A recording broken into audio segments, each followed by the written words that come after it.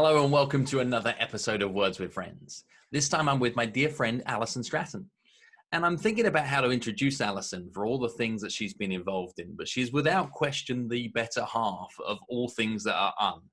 So that means that she's co-authored a number of books with her husband, Scott Stratten. And when I say co-authored, I mean mostly authored from everything that Scott shares with me. And that means that is unmarketing, it is unselling, unbranding. More recently, they've just released a book called The Jackass Whisperer that I think is fabulous. I bought 20 copies and gave them away. And everybody's had great things to be able to share back about that.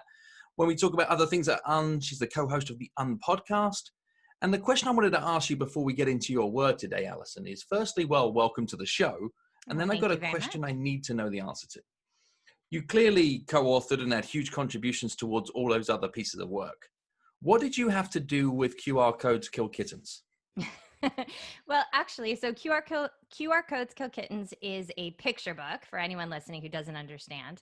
And it's a picture book basically before, well, maybe there are a lot of books of memes now, I guess, but it's a picture book of all basically what not to do in business. So at the time, QR codes were a big trend in marketing. Everyone was putting them, all over their stuff. And we were just seeing them used in the most insane ways, like people who would have them on their websites and then it just took you back to the website, or people who would have them on their signs that you couldn't possibly scan them. And they became sort of our, calling card for what not to do in business. And so we had collected all these images of QR codes used in ridiculous ways. And plus people sent them to us. And so we had really hundreds of them. And then basically I made a book that organized them into categories of what not to do in business, all using QR codes. Now, there wasn't a lot of writing. There's not a lot of words. It's mostly pictures. But I have to tell you, having written hundreds of thousands of words, and I have written hundreds of thousands of words, that book might have been more work than any of the others. The logistics, the having to get permission for all the photos, all the paperwork behind using a picture, finding them, the resolutions, organizing them and sorting them. And it was a nightmare, honestly. So it was a good idea that then became a ton of work, but it's official. You did co-author that book as well as all the others. A picture book. I did. I co-authored a picture book. Awesome. Basically, I sat in my basement surrounded by pictures crying, and a book came out of it. Well, there was a lot to cry about. I find that book a lot of fun as well, flicking through it. It's one of those where actually it reminds you of any mistake that you've ever made in business is superfluous in comparison to some of the things that you highlight in that book. So, my goodness, there was everything. There was a sign from a golf course with QR codes on it, and they were really, you have to understand, this was what people were selling to be hip and cool. QR codes. And it was at a golf course, and it said right beside the picture, there was a QR code scan for, updates, a map, blah, blah, blah. Right beside it, a sign that said no cell phone use. And it's like, do they think people are bringing their desktops in the car and then pulling their desktop out and like trying to pick it up and scan? I mean, it was insane. So yeah. Okay. So it is a documentary evidence file of the fact that people make stupid decisions in business. Yes. And there's a lot of tears in those pictures. So I hope everyone enjoys that. Well, I will inform you that is not what I plan to talk to you about today, but I did need to know that answer in terms of how much of that was you and how much of that was Scott. So I can see in your responses. It was Scott and I finding the content as always, but it was me sifting through thousands of pictures. Hey. Well, let me tell you what we are going to talk about today, because like all of our guests, you have no idea what the word is. And I have picked a word that I would love to talk to you about that I think that you may understand why. And the word in question is family. Oh, that's nice. That's a good word. It is a good word. But why do you think I might have picked that for you, Mrs. Alison Stratten? Well, family is definitely the most important thing in my life. So I guess I'm putting that across if you picked it up. It's the most important thing to me. My children, my parents, my siblings, my husband, and then even my extended family of people that I've chosen to kind of, I guess people would call that community, but the people I've chosen to be my family who aren't my family technically. But I think it's very important. Okay. So you just answered the next question I was going to ping you, which was what does family mean to you? But I want you to expand on that a little bit more so as well. Is tell us like what family means outside of just that pure blood related piece. Well, I think family is an ideal that I have, I guess. And it's kind of a core ideal. And this idea that, that these people who I didn't choose, I guess. I chose my children in some ways. I chose to have them. But like my sister, for example, has been incredibly important to me uh, for my whole life. She's much older than me. She's 18 years older than me. So she was kind of a second mom during a lot of times. And yeah. And so I think that family to me means this kind of deep connection, this idea that they're somebody you could call in the middle of the night if you were in trouble, and they, without question, they would help you, or somebody who, checks in on you and make sure that you're okay. And my children particularly are absolutely 100% the most important things in my life. And to me, family is security, it's loyalty, it's love, and it's a safe place to sort of deal with the challenges and the things that we face out in the world. I guess to me, family is like a safe space. I guess virtually, emotionally, a safe space. Okay. I like that a lot. And there's a few things I'm just picking up on there. One was this whole idea that what you have in family is stuff that gives back to you, right? It has your back. It has this like never-ending permanent vested interest in you and your life. So family is often talked about as something you pour into, and we touch on some of that later. But you've just echoed on the other side of things where this gives so much back.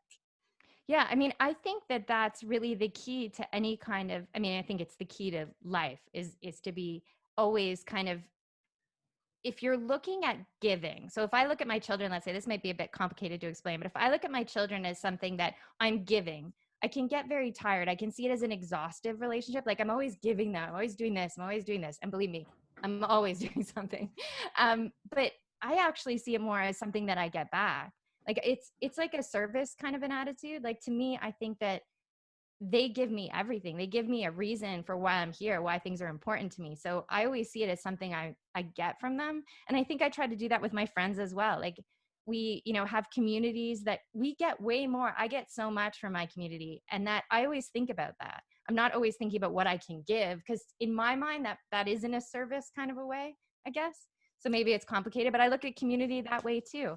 I think that when you really go to help somebody, there's this attitude. But if you're thinking about all the things I can learn instead of all the things I can give, what can I learn?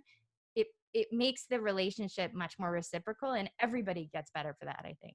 Yeah, I agree with that. No, it does make sense. It does make sense. And I really like exploring this, is that there is a giant gift in getting this stuff right that could appear selfish. However, it doesn't have an ounce of selfishness in it when delivered right? That's what I think we're talking about here. But give me some granular stuff on this. So when you think about the people that you class as your family, what are some of the very tangible gifts that you've had back from them in the last maybe 12, 18, 24 months? Some very specific things. Well, pride is a big one. So I come from a Jewish family. In Yiddish, they say they shep nachas, which means basically you sap, like you suck pride.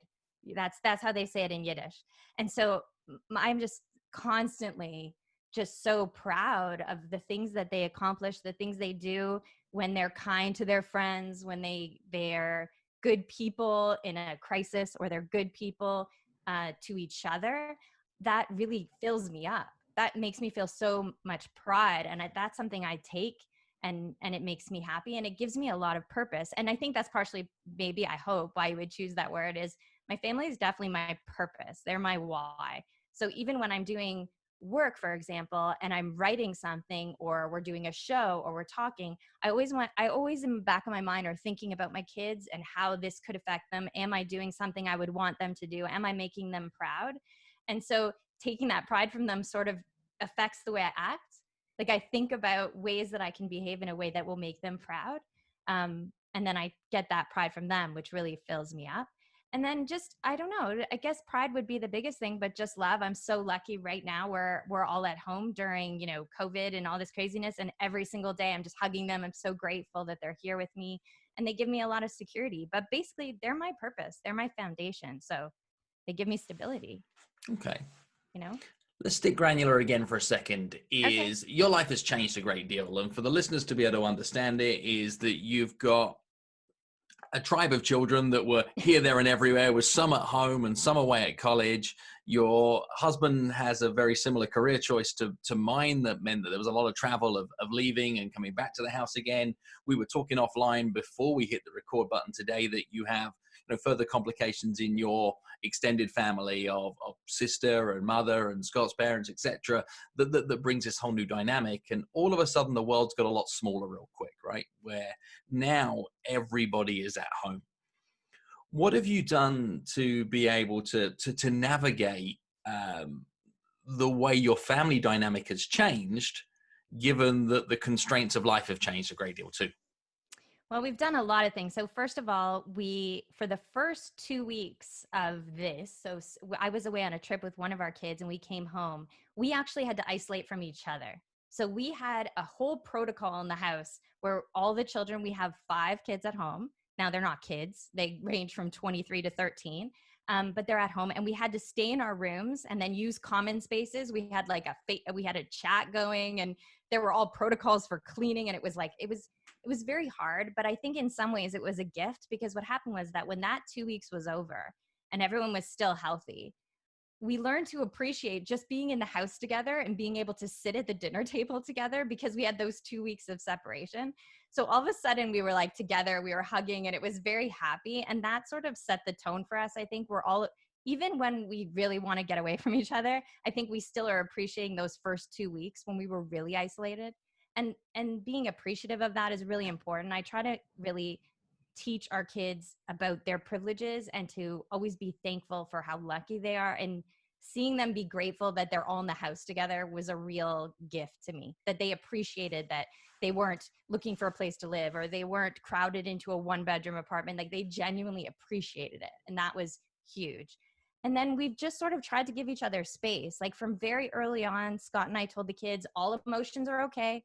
If you're angry, that's okay. If you're sad, that's okay. If you're having the best day of your life, that's okay. Because usually we ask for a certain respect and we would never treat each other a certain way. We have a lot of,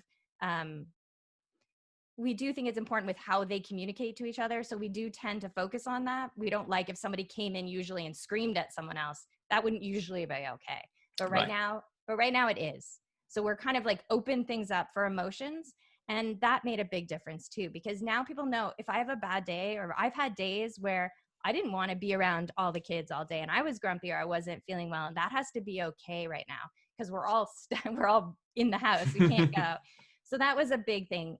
And I think it's important with people online and with friends too. It has to be okay for someone to be sad right now. We're all really grieving. This is like a grief process, in my opinion. Everyone's grieving and we're all grieving it at a different point.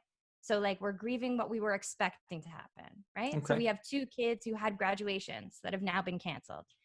They're grieving that graduation. They're grieving this idea they had in their head for the last, 16, 17 years about what a high school graduation was going to be like. And that's sad. And it's okay. It doesn't need to be the saddest thing in the world right now for them to feel sad. We have to let kids and ourselves have that range of emotion. So I think that's the biggest thing we did. And then we're just really lucky. Like, we have computers pretty much in every room. So like, my daughter Tessa has a Zoom call with her class at 10 a.m. and she'll do that in her room so I can talk to you the whole time. And then Scott and I will use it. So, we are lucky that everyone is sort of teched up, but I'd say the emotional thing was the biggest thing. Yeah. It has to be okay, to be grumpy and miserable right now. I think you're right in that. And are there any big lessons that have come out from things that you put into play that maybe didn't work out as planned? Well, so I did the chores a little differently. So usually what happens in the summer is that everyone comes back in the summer. So it isn't unusual for us to have all 7 of us here. It's not as unusual as it might seem, you know, like in the summer, we spend usually 3 to 4 months with everybody here. And usually I divvy up chores. Like, I make someone's, the garbage on this day and I decided this time that I didn't do that. I said, what I want is, if I tell you to do something, I want you to say yes, no matter what it is. So if I need help with this right now, you say yes. And that worked a lot better than assigning the chores. So that was something I tried that wasn't working before. Okay. But I don't know. It's interesting to see all the personalities too. What you find when you have kids as they get older is everyone sort of has their own thing. Like, we have 2 kids who are very happy in their rooms. Like, this is sort of, they're great, like they're good. And then we have others that it's harder for. So just trying to allow that flexibility in how everyone's doing and what kind of day everyone's having. That was probably been the biggest challenge. lessons Okay. have been interesting too. Like Jacob, who's turning 18 in June and graduating from high school, he wants to be a lawyer, and he's gotten really into the political and advocacy stuff with everything that's happening in the news. And I think it's going to shape his career, which was sort of an interesting thing to see happening like in real time, that this crazy event is happening and it's sort of shifting the kind of lawyer he wants to be. That's been really cool to see. Yeah, I guess, right? And just seeing how your kids react to the world around them, particularly when they are of that age where they're crafting out their own opinions as adults. Yeah, I feel very fortunate to be with them, going through this with them, because it's also, like you said, it's interesting to see them kind of figuring out how they feel about it. But it's also nice to be there for those conversations, because obviously I want them to feel like I feel. So I try, to guide the conversations and give them things to read and to look at that are well written and intelligent, and gives them a good viewpoint of sort of broad views of what's happening to Well, a I lot guess of they're different teaching people. you a great deal of stuff as well, right? But that's sort of the same thing with the pride. Like, it's when people talk about their kids, they talk a lot about what they teach them, right? You're always like, I taught them this, I taught them Yeah. that. But it's actually our kids that teach us more, in my experience, than anyone else. I've learned more from my kids. And I'm not only talking about now that they're clearly much smarter and they teach me things every day, but even as young children, you learn about yourself. You see yourself in your kids. You learn about, oh, that's why my personality really hugged that teacher. Or right? You see yourself in them and you're like, oh my gosh. And I think that's that same reciprocation thing where it sort of seems like I'm giving to them, but really they've given me way more. I've learned way more about myself watching my daughter grow up than I think I can teach her. And so, yeah, that's reciprocated as well. I'm seeing that come through a lot in what you say, and I think it echoes really true. I want to just dig a further question into some of this stuff here, in that you talked about children missing out on graduation. You talked about, some of the obstacles that they're looking to try and overcome. Do you feel any obligation to try and fix anything?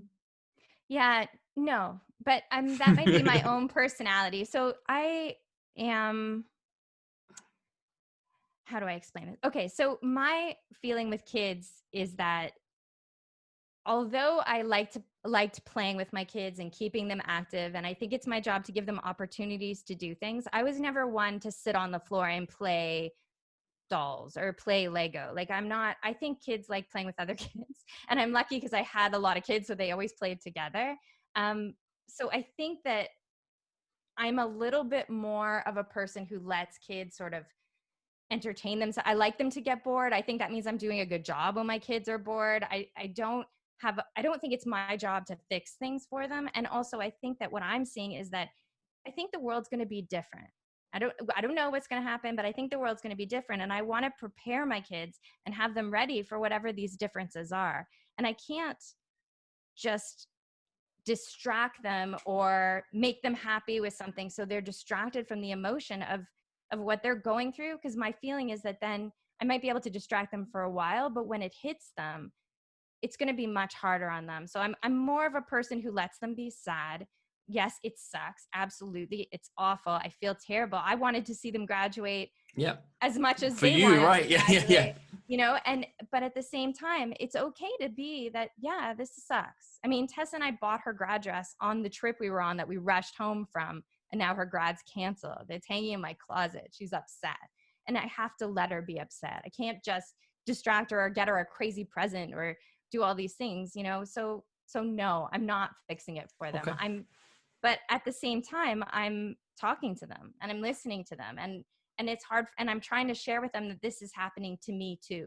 So you're It's, in it with them. You're not trying to fix it for them. well, it's the first time in my parenting journey that I don't have an answer for them. I don't know what's going to happen. I don't know whether we're going to be able to do a graduation in August. I don't know. And Yep. usually as a parent, most of the time, if you don't know, you can at least be like, well, when I was, or when this happened, or in another situation. But this is so unique and so never happened before that I think that it was better. I thought it was more honest with them and more trust building, which I think is really important, to just be like, I don't know. Right. Because I don't. And I think It's building quite trust. liberating, I guess, to even be able to hear that as well, and it opens up way more possibilities, right? Than needing to know the answer. And it's okay for kids, I think, to know that you're upset or that this has also affected you. Like parents are, idle kind of, like they're Yeah. not full people. And I think that part of this has been me saying to the kids, like, I know I wanted to do that too. I'm also really sad that I'm not going to see you graduate like that. But I'm still proud of you. And here are the other things we can do. Yeah. So no, I'm not a big distract to Okay. fix about sadness. I think kids need to feel sad. I think kids need to feel frustrated and angry and know that it's okay to be upset and that you'll feel better. I think I that's like really that. important. Yeah. Let me take you in a new direction. Is you and I got to know each other through being part of a small but growing tribe of speakers that many people have talked about as being like my speaker family, right? That's been attached towards that group of people. And I know I've had feelings like that, and I'm sure those feelings reciprocate for many others, seeing how often those words have been used. And in the times that we're in right now, I've had a lot of thought towards, I've benefited from the world being made smaller through online communities, through ability to be able to communicate at super fast pace with all these different groups around the world, and become very, very aware of the Venn diagram of life of all these different overlapping communities, etc. To a point that right now, my general feeling is like it's all just a bit much. Like it's all like, oh, now that everything's slowed down, I can't be in all of those places at the same kind of time. So it's made me think a lot more about, where do I show up? Who do I show up for?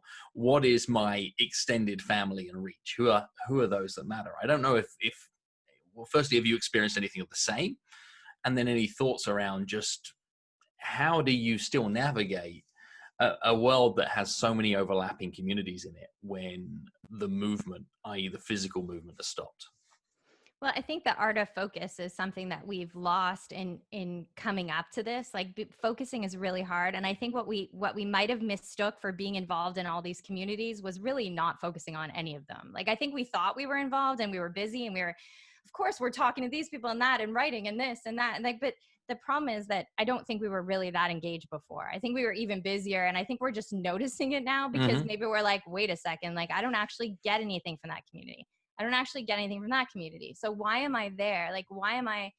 And what happens at a time like this, and I thought about it really early on, is that this is like an emotional marathon. Like this isn't something we don't know how long it's going to be, but it's going to be a little while. Right. So it's really about, I think, that feeling that you're feeling is that you're going to all these places and it was okay before, but now when you really need your cup filled, because we're all dealing with this added stress, those aren't filling your cup anymore. And you're noticing it, I think, because giving and giving and giving when you were still getting whatever, applause or whatever thing was happening with regular career, now all of a sudden it's like, well, I'm not getting anything from them. And so that I don't think is a bad thing. I think that that's probably realizing that maybe you weren't as engaged on, that's what I'm finding anyway. Maybe I wasn't as engaged with all those people as I thought I was, or maybe I was doing it for a business purpose that no longer serves me. Or maybe it just isn't fitting in with the task that I have on hand right now. But I think you have to listen to that. That's my feeling anyway. Yeah, I like I'm that. going to places that fill me up. I'm going to places where I feel like I'm helping, but you also get that reciprocation. And that's that family feeling. And I think for Scott and I, like we manage a speaking group, like you said, your speaking family. And that feeling is very much what we set out to do. And that's partially our personalities, I think, but it was very intentional in that my feeling about community is why people like communities is it has a family feeling, a security feeling, like you're known there. Somehow the people in the community get you, whatever it Yeah, is. and that's the biggie, right? Is all the stuff that doesn't have to be said because there is inherent relationship. And I think my learnings through this was the easy answer in my world used to be yes. Like I just say yes to a thing and then go do it, go get involved in it, boom, boom, boom. Because it was actually when everything was running at 100 miles an hour, easier to say yes than it was to say no. Like there was more friction attached to no. Yes, and getting it done, showing up, being present was easier than saying no to it. There's a really big what I think is wrong, a fallacy going around about us having more time. I don't feel like I have No, more no. time, and stress is a is a huge thing. It's studied, and we understand it in terms of what it does to our chemistry and how it affects, our bodies. But I don't know about you, but I wake up exhausted. I go to bed exhausted. I'm feel tired, emotionally tired, and also physically. And yet I'm not doing even a fraction of the amount of physical exercise and activity and going and doing, and even mentally, like all the work stuff and the writing. I think this is exhausting in a way that people maybe are only beginning to figure out. And Yeah. I think, and so I think that manifests itself in that feeling of, I can't give anymore. It has to be reciprocated.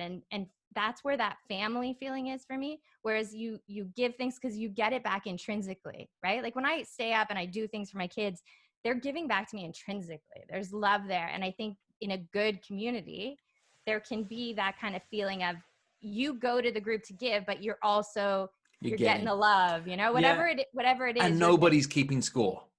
No, nobody's keeping score, which is another family thing. And when I say family, I mean ideal. So the ideal of family, I recognize and understand that not all families are like that. And, that's the nice thing about community. It can be a family that you choose. But I think that ideal of family feeling, that feeling of, you can go on a bad day, Mm-hmm. you can celebrate your successes, you can ask for criticism that's reliable, because criticism is a funny thing. And I think that feeling when you're going to a community and you don't really get that anymore, and you don't really want to say yes anymore, I Yeah. think that's that emotional energy. You have to conserve it. You have to, because the people who need you, the people who are there with you, they deserve that energy. And then you have your own work stuff you have to do, and your employees and your contractors and the people you need to pay. So why waste your energy, on some Facebook group that was I think important, it's a lot but more, it's just acting with a lot more purpose, right? And my observation, even just on the time, is I used to have a lot more what I would now class as like B grade time. It was time that I wasn't necessarily busy doing the thing that I needed to do, nor was I busy doing the thing that I wanted to do. I was between those things. busy. And just busy, like whether that was time at an airport, whether that was just time in transit somewhere, whether it was time zone readjustment of just I'm awake, but like I'm like on a low battery reserve time thing right now. The ability to show up to things whilst not having my power pack on full steam was different in different areas, and now very much zoned in, thinking family first, thinking about, okay, well, if I'm doing that thing, then I'm taking from this thing. And very much it's like there's an A or a B, whereas I think I used to have an A, B, and a C. And probably, and I don't know this for sure, but probably at the other side of this, you'll realize that busyness time, you maybe never go back to doing those things again. It may be things that you just didn't need to do, and you realize they don't give you what you need. You also don't need to do them. So like the whole thing isn't really working for you. And I think that's what you're finding. And it's because, when you're busy and when things are going well and you have the successes of being out in the world, that fills your cup all the time. So then you don't mind all this busy stuff, right? But now you're going to notice and you can give yourself into so many more other things without feeling like you're off balance in any way. And that has to be okay. Like it has to be okay with the family as well. It has to be okay to just be able to say, this is the emotional energy I have right now. Like this is the best I can do. This is all I got. And as a parent, if there have to be days where you get to the end of it, and it's like if they ate and they're okay and they know they're okay, then that has to be good enough. And then some days, you're homeschooling and you're whatever, but we're people, and it's a lot. It's a lot. And I want to take you in one more different direction before I ask two questions that I've asked of every guest so far in this season. And the other direction I want to take you in is you're very fortunate right now, and you've said it to me both, in this interview and prior, is that you've got all of the people that are important to you, or certainly directly important to you, under one roof. And I know that you and Scott worked so hard to be able to get that, and there was like a big sigh of relief when that happened. You're also a very much a global citizen, aware of what happens out in the rest of the world, and not everybody is as privileged as that given situation right now. And many people are needing to try and say, how do they still feel like a family? How do they still communicate? you know a lot of people and you're seeing how people are doing that. Where have you witnessed maybe some examples of people doing that well? Where are you aware of situations that people are keeping themselves together, like this ideal of family that we've discussed here today, but without the benefit of being all under the same roof? Well, it's been interesting to watch the schools and what the schools have been doing. So one of the reasons the graduation was sad is we've actually had Jacob, Ben, and Tessa have been in their grade school since I was pregnant with Tessa. So I've been in that school now for 14 years, and this was our last child graduating. So it was a very big deal. And they go to a Waldorf school, which is sort of it's a hippie school. So there's no computers. They have no computers at school. They never had done any computer work. Even in grade 8, they're only first allowed to type their work in grade 8. So it's very not techy. Okay. And to see them in 2 weeks go to online learning has been really something. And I was doubtful in my mind. I'm like, I don't know, like, how is this going to feel like Waldorfy, with my air quotes, trying to put them in the camera? Yeah. How's it going to feel Waldorfy? Because here's a school that had no tech, and then now they're doing tech. And what they started doing was like art, but also a thing in the morning where the teacher welcomes them, which is a very Waldorf thing. When the kids come in the morning, they shake their teacher's hand. It's like a very formal, and then they shake their hand when they leave. And so the teacher came on and he started doing these virtual handshakes. And I feel like it's this nice way to keep that connection. So I feel like schools are doing a good job. I see people, like the teachers are driving by. I've seen math teachers show up to help kids, stay 6 feet away from them and help them. Teachers are incredible people anyway. I so admire teachers. And I think that if anyone wants to look at, for businesses, even what is the right thing to do, you have to look at what amazing teachers are doing, in my opinion, because teachers are really going the extra mile. Not only are they home with their families, but they're doing all this stuff for our kids.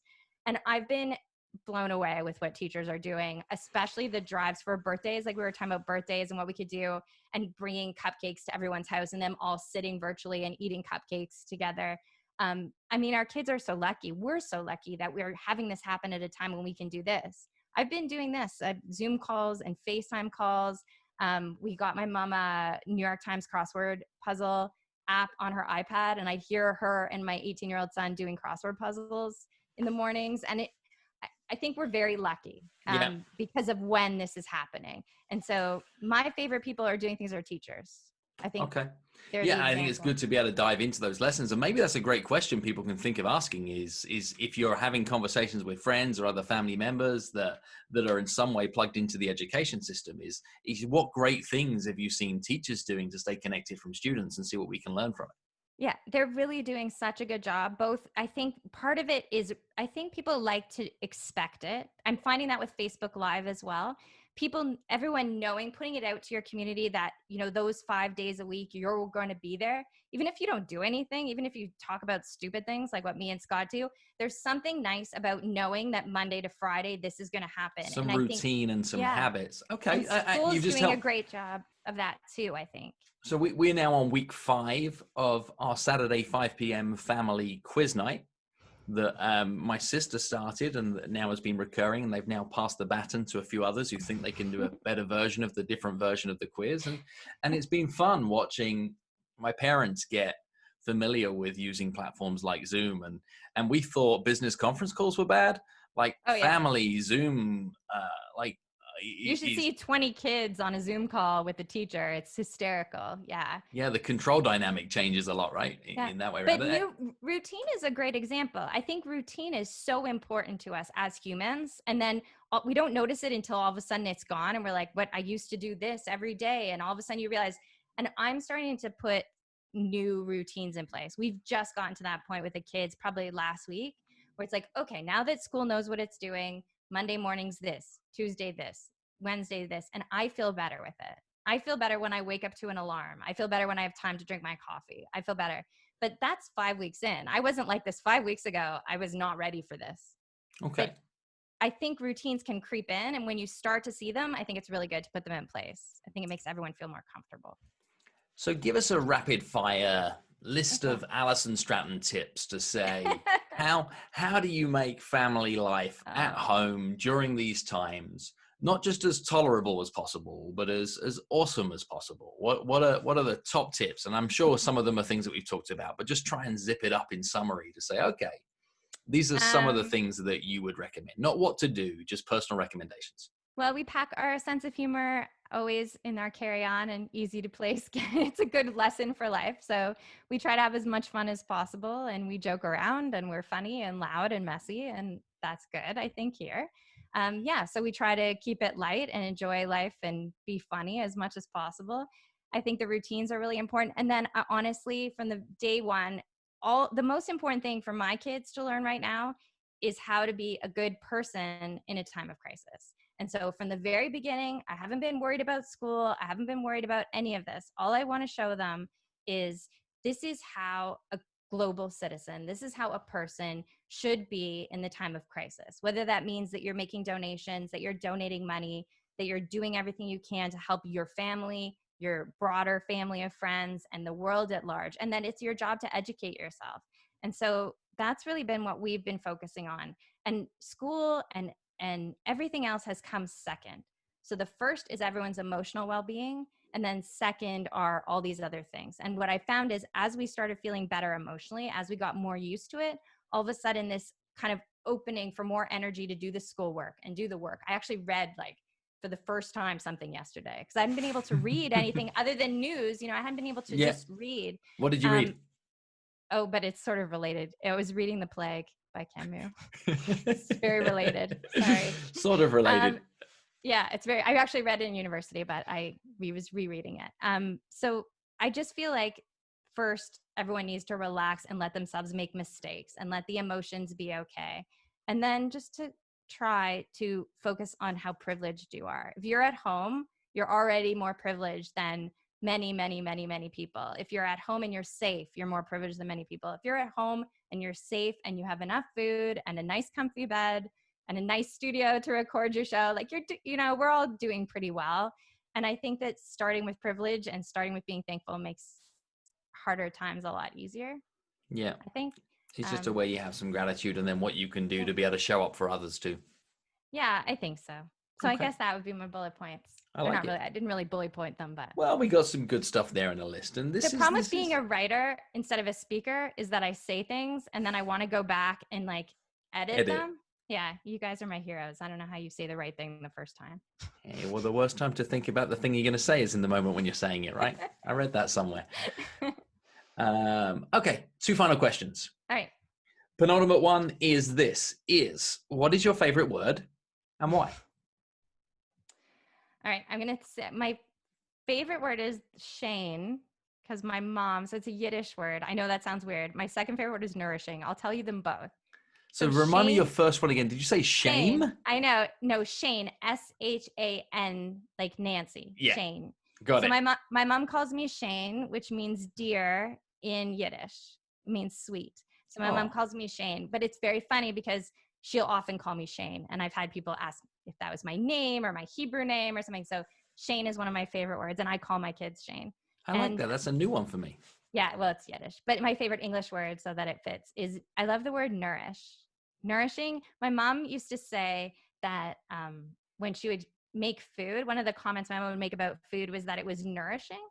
And it's this idea, and it fits perfectly with family, because to me, good food that you give your family should be nourishing, because nourishing means more than that it tastes good. It's assumed it tastes good. Yeah. It also fills you up, but it's not like healthy necessarily, because healthy kind of denotes this idea of like a certain way that we're supposed to eat to be healthy.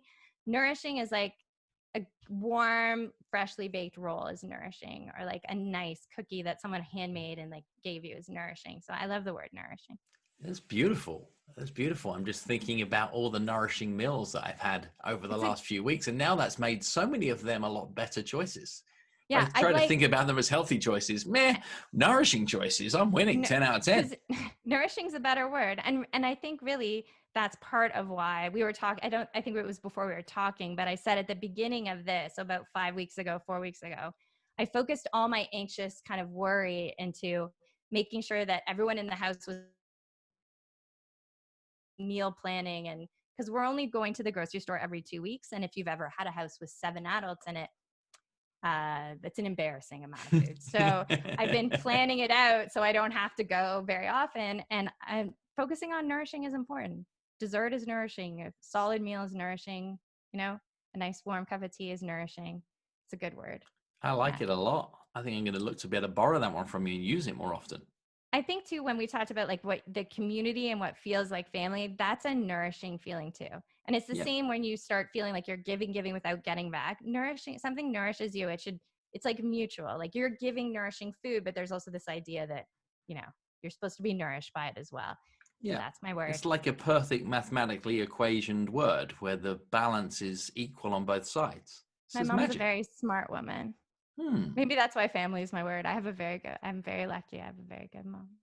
Oh, that's beautiful. I have a brilliant mother too. Okay. Final question. All right. Is there a word that you found yourself using more often than not just right now, or something that's just entered your vocabulary that you found yourself using more than you had done previously, to a point that you've noticed it? Well, we've sort of been inventing like this whole new language around what's going on in the world right now, right? Like we have social distancing now, and then like this idea it shouldn't be distant, like it should be social distancing. That was very interesting when they started adding, they changed in Canada anyway. At the beginning, they were saying like physical distancing, and then they started calling it social distancing. And then this idea that the language that's chosen made people feel like they had to stay apart or something, like that we needed to be like social distancing together, Yeah. and all these words like that were the conversations around the words, and why does that make you feel a certain way. The messaging has been fascinating from governments, and like what we're seeing in Canada with when certain words are chosen and how people react to that. Even like the war kind of analogies, they're used, a lot of war analogies are being used, Yeah. and the danger there. And yeah, I never like, yeah, definitely social distancing would probably be, I don't think I knew how to spell quarantine before this. Now I flipping have to write it all the time. So yeah, sort of bad words. I wish it was like a new good word. Well, no, Yeah. I think you're right to be able to say that, and I think there's an interesting point that you bring up there too, is how people respond to it, and this immediate need to be able to react to something. I think just talks back to your earlier point of however people choose to react in this time period is you have to give it like a little distance. You have to give it a little more permission than you would have done previously, and understand that people have a lot of emotions, a lot of expression going on, and it's going to come out in unusual ways. Yeah, I So had the a really decision to not fuel it, right, to not yeah. react to a punch with a punch, is probably more important now than ever. And choosing those words, I think, like I had a interaction with a customer service person. I was trying to help my mom with something in the cell phone world, so obviously not the best, not known for their customer service. And we were using DM on Twitter, and she was being very helpful, and then I got back in touch with a problem, and I guess she reacted to the way I had sent the problem, and so she got kind of angry, like in Yeah. her and normally to me that's Christmas. Like you have to understand, if a customer service person is rude to me, normally I'm like, I'm gonna make you famous, like I have a book Yeah. to write it. But instead I just replied, I'm like, I just said pardon me. Just like pardon me with a smiley face. And she sent an immediate response. She's like, oh, I'm sorry, I was just like, and like, it's okay. Like I just, it's not the time. Like I think we can choose words with kindness and get a lot farther. Probably Yeah. always, but especially Always. right now. Always, but especially right now. I'm definitely leading with kindness. No, I think that's such a huge point as well. And even just the empathy and understanding that everybody in customer service right now is possibly working from home, trying to plug in through a VPN to a laptop that is on their kitchen table that there isn't enough room for because they just made breakfast there. And everybody's trying to figure out how to operate in a different environment, or at least that's the best way to be able to consider it, is that nobody was armed and ready to respond to anything you had to be able to throw at them, because we're all figuring it out. Yeah, it's an existential crisis because we don't know when it's going to end. We don't know when it's going to end. We don't know what it's going to look like. So it's the unknowns in a world where people love to know more than anything is a crisis. And so it's just, yeah, you got to give everybody just like way more slack. I would always start with kindness. I don't think you can ask someone if they're okay too many times, like, and just check in with people, let it be okay. Forgive yourself if you're having a bad day. Like this has to be a time where we, let each other have whatever feeling we're having at the time, I think. Agreed. I agree completely. So, Alison, we are coming towards the end of our time. I want the listeners to be able to understand, where do they get to know more about you? How can they communicate with you? How can they continue the conversation with you if they would like to do so? Well, they can say hi to me on Twitter. I'm at an Allison on Twitter. I'm Allison Robin on Instagram. You can check out the Unmarketing Facebook page at Facebook.com/unmarketing. Yeah, that all works. That all works. I'm pretty easy to get in touch with, I think. I'm around. I think so too. And I encourage all of you to go check out more of Alison and Scott's work. In particular, The Jackass Whisperer has some levels of relevance right now that may just assist. And even if you're just curious of understanding what a book of that nature could be about, I urge you to go even just listen to a sample of the audiobook, grab yourself the chance to be able to read the kind of intro text so that you can understand where that book is coming from. I'm grateful my word wasn't jackass. I thought maybe. If I was interviewing Scott, maybe. I'm glad that wasn't my word.